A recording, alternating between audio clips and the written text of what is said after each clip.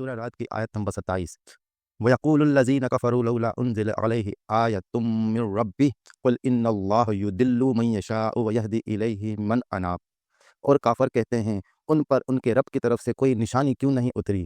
کہہ دو اللہ جس کو چاہتا ہے گمراہ کر دیتا ہے، اور جو اس کی طرف رجوع کرتا ہے اسے اپنے تک پہنچنے کا راستہ دکھاتا ہے۔ کہ جو اللہ کی طرف رجوع کرے گا، جو اس بات کی تمنا کرے گا، جو اس بات کی خواہش کرے گا کہ اس کو اللہ تک پہنچنا ہے، تو اسی کو راستہ دکھایا جائے گا۔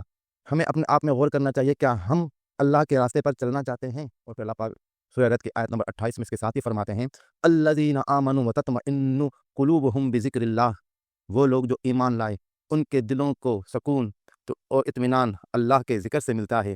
الا بذکر اللہ تطمئن القلوب، اور خبردار اللہ کے ذکر سے ہی دلوں کو تسکین ملتی ہے۔ الذین آمنوا وعملوا الصالحات طوبی لہم وحسن مآب۔ جو لوگ ایمان لائے اور صالح عمل کیے ان کے لیے خوشخبری اور اچھا ٹھکانہ ہے۔ اللہ کے ذکر سے دلوں کو اطمینان ملتا ہے، دل مطمئن ہوتے ہیں۔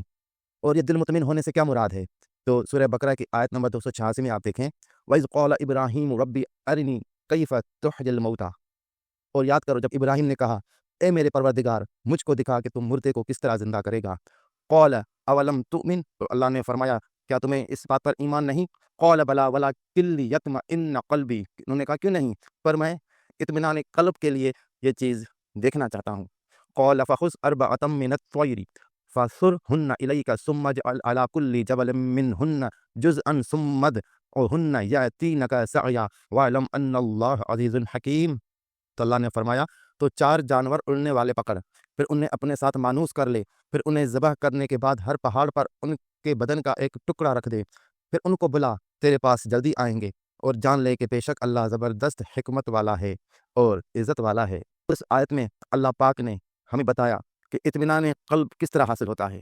اطمینان قلب تبھی حاصل ہوتا ہے جب ہم کو مشاہدہ ہو، تو ہم کو اطمینان قلب حاصل ہوتا ہے۔ تو یہاں جو فرمایا گیا ہے الا بذکر اللہ تطمئن القلوب، کہ اللہ کے ذکر سے دلوں کو اطمینان ملتا ہے، تو یہ اطمینان تبھی ملے گا جب جیسے ابراہیم علیہ السلام کو مشاہدہ ہوا، ہم کو بھی جس کا ذکر کیا جا رہا ہے اس کا اس حدیث کے مستاق کہ اللہ کی عبادت اس طرح کرو کہ اللہ کو دیکھتے ہو، اس ذکر کی برکت سے جب ہم کو بھی دیدار الہی نصیب ہوگا، اور جب دیدار الہی نصیب ہوگا تب اطمینان قلب نصیب ہوگا۔ حقیقی اور حقیقی اطمینان وہی ہے جس میں دیدار الہی ہو، رب کی ذات ہو، اور یہی قرآن پاک نے فرمایا، جو مدارج بیان فرمائے ہیں، علم الیقین، عین الیقین، حق الیقین۔ جب حق الیقین کا مقام حاصل ہوگا تو کلی طور پر اطمینان قلب بھی حاصل ہوگا۔ جب یہ مقام حاصل ہوگا الا ان اولیاء اللہ لا خوف علیہم ولا هم یحزنون، بے شک جو اللہ تعالیٰ کے ولی ہیں ان کو نہ کوئی خوف ہوتا ہے نہ کوئی غم ہوتا ہے۔